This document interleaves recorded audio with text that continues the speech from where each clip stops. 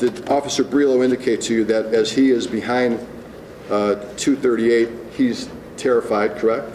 Yes, sir, that was the word he used. He further told you, did he not, that he was terrified that because of the position he found himself in, that this Malibu could still possibly accelerate and cause him to be trapped underneath 238. Yes, sir, he did. Within the context of fear that's been already testified about and concern about what the Malibu is doing or could do, and within 17 seconds, while gunfire is going, sirens going, and emergency lights flashing, Brelo jumps up on the trunk of 238, right? Yes, sir. Okay. And did he tell you that he's never been so afraid in his life and he just couldn't understand why the suspects were still moving and still shooting at us? Yes, sir. Did he tell you that he had tunnel vision? Towards the end there, yes, sir. And again, he's still crying when he's telling you this, right? I believe he was.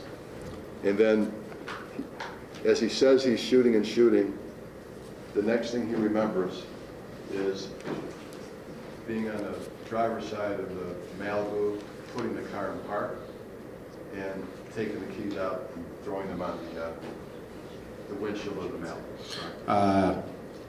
He says he's standing at the driver's door. He was asked if he fired any rounds from there. He said no. His gun was in his holster. Somebody was hollering, "Cease fire." He looked around, then reaches in, puts the car in park, turns off the ignition, removes the keys. After he said the next thing he remembers, he's at the driver's side of the Malibu, you asked the question, do you remember getting there? And his answer was absolutely no idea how, sir.